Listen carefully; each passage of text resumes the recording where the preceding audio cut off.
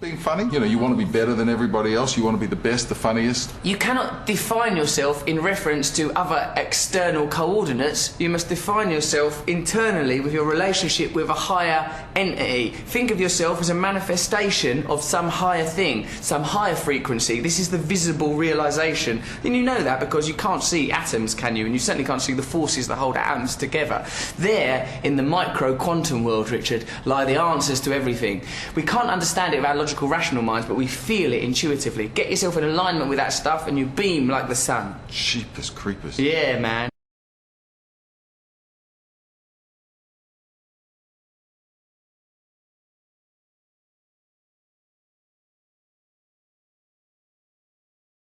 A few months ago, I understood suddenly how thought was just an illusory thing, and how thought is responsible for, if not all, most of the suffering we experience.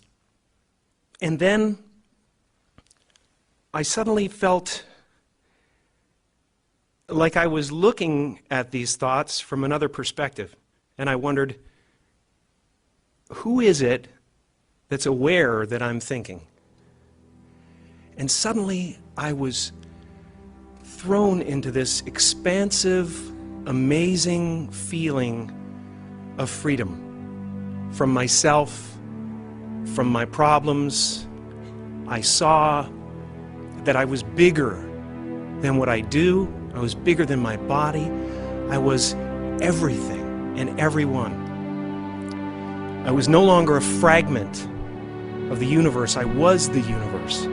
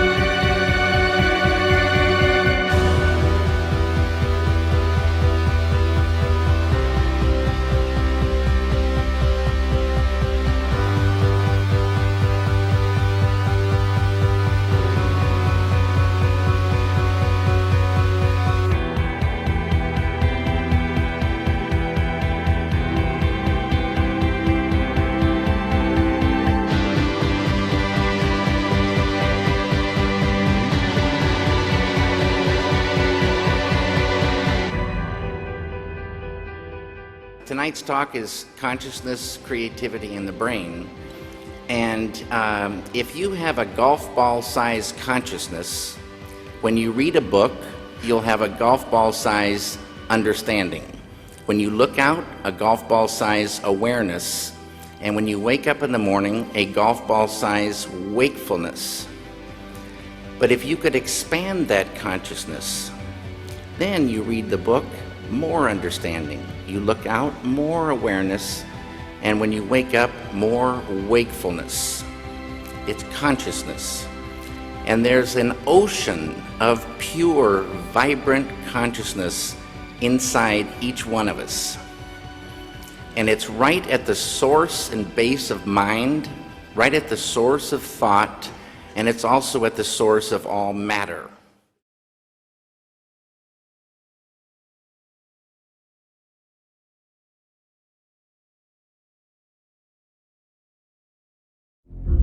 What is the self? Most of us share a strong intuition that our own self is an irreducible whole, that there must be some place in our brain where our perception and our sensation all get together and create thoughts and imagination and define our future.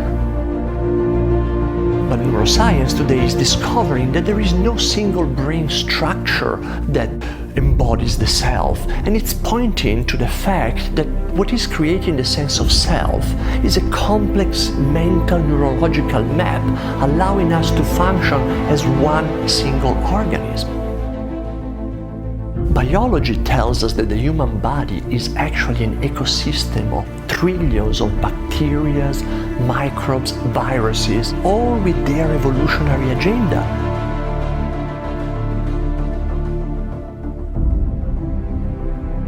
What is then the self, if what I call me is not one organism, but really trillions of different living entities?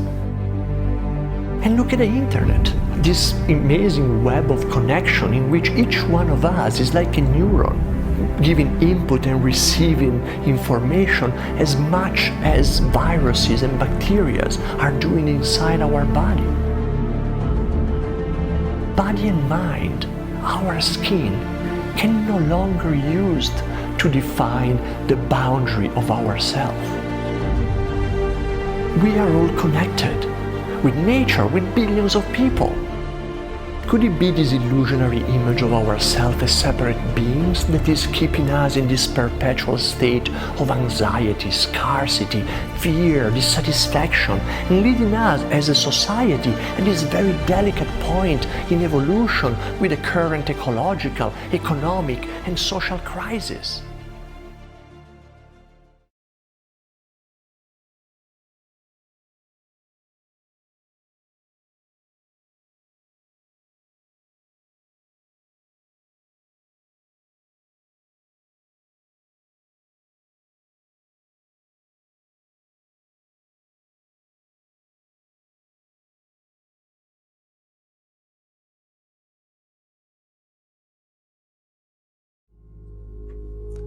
Mr. Emoto decided to see how thoughts and words affected the formation of untreated distilled water crystals by typing words onto paper and then taping this paper onto glass bottles overnight.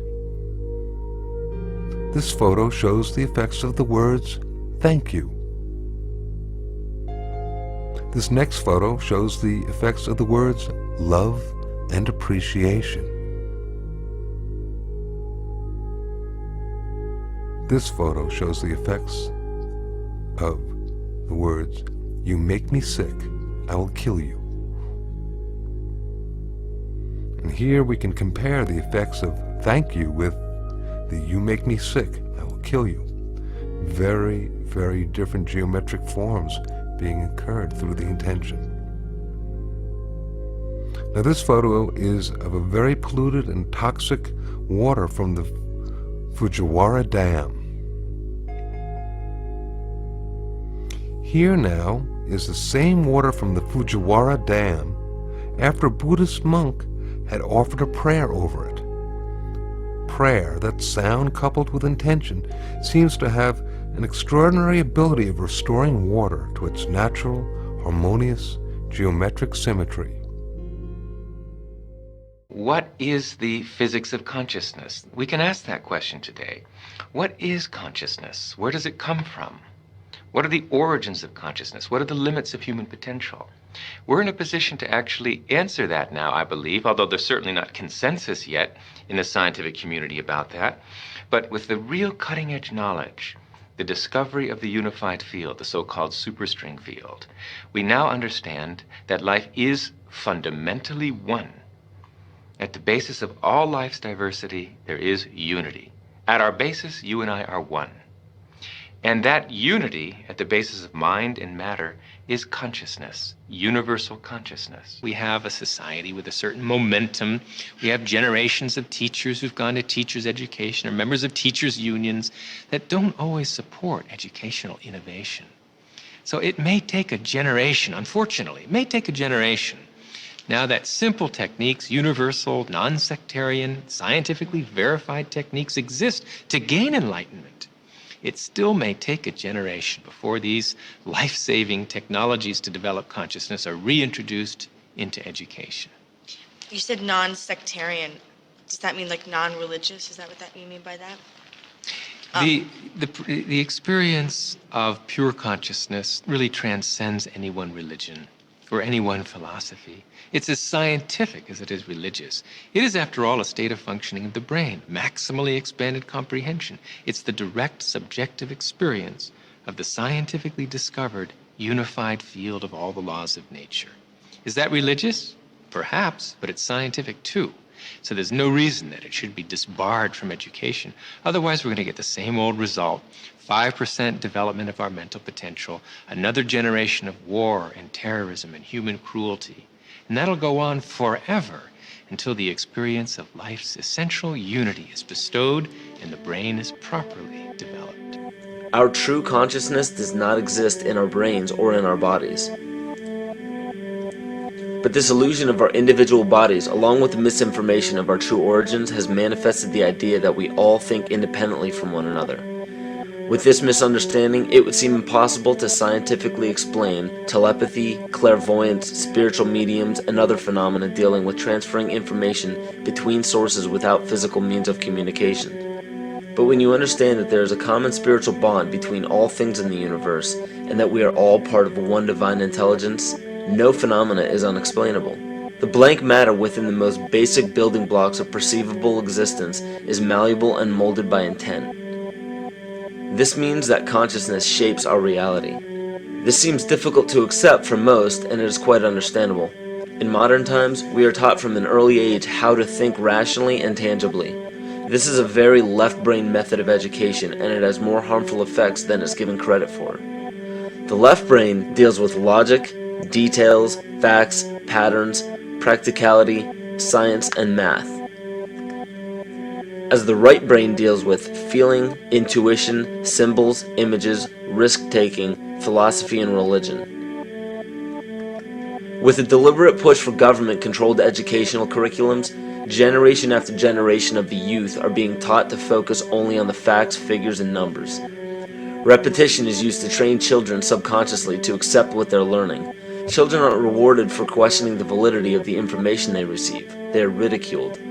However, the children who blindly accept the information as true and merely regurgitate the information on command when it is time to take a test, those children go on to become the decision makers in our government, law, medicine, business, and every other occupation with power and prestige.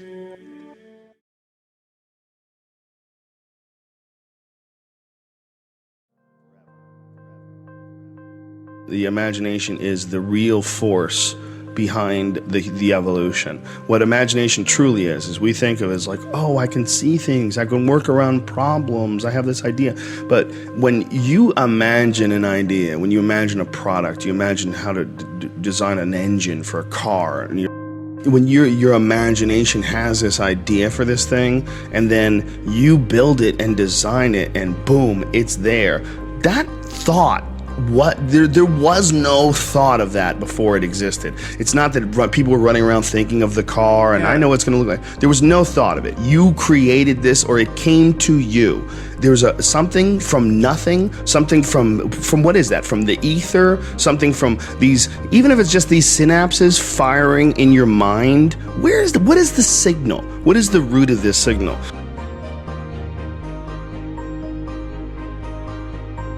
It is possible that the imagination is something that is information that is out there, like the idea of the Akashic records, the idea of that there's shit out there, and that what we are is little antennas, and that when we tune into something, if we pick up this signal for the engine, and someone picks that up, excellent. Once that piece is in place, and then it flowers and blossoms like a Fibonacci sequence on a fucking a sunflower. It all bursts out, exponentially in certain directions, and then that starts creating more inventions, which also burst out. But all of them emanate in the imagination initially. All of them have to be thought up. All of them have to be created by the human mind.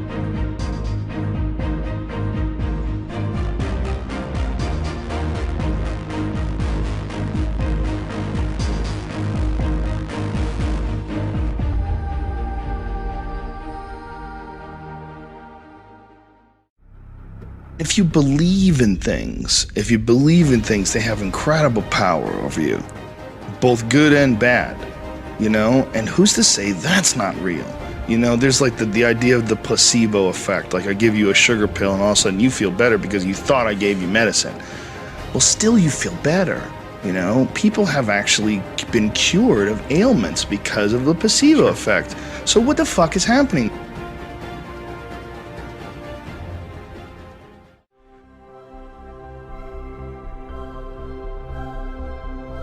I'm not sure what this is, and I don't think you are either. I think you can pretend that you're sure because it makes you feel better at night, and you can pretend that everything that you can't hit with a hammer isn't real, and it's just your imagination. It's just what the fuck is consciousness, man? What is this? What is life? What is this idea that, oh, I'm gonna call Bert Kreischer and ask him to come over to my house, and Bert somehow or another navigates his way through space and time and arrives at my doorstep, and us friends get to communicate, and we're talking into some fucking thing that takes all of our voice and all the shit that we say and throws it through some internet and breaks it down to ones and zeros, where it's then interpreted by other people's computers in real time. What the fuck is this? Don't tell me you know what this is. This is bizarreness. It is. If life wasn't real, it would be the craziest psychedelic trip ever. It's almost like what a real psychedelic trip is something you're not used to, something it just throws you off. Yeah. But life itself is the most uber bizarre thing ever.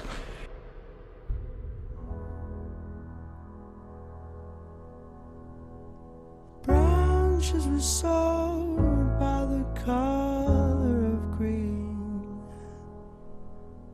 Ground had a rose and When I look up at the night sky, and I know that, yes, we are part of this universe, we are in this universe, but perhaps more important than both of those facts is that the universe is in us. When I reflect on that fact, I look up. Many people feel small because they're small and the universe is big, but I feel big because my atoms came from those stars. There's a level of connectivity. That's really what you want in life. You want to feel connected. You want to feel relevant. You want to feel like you're a participant in the goings-on of activities and events around you. That's precisely what we are, just by being alive.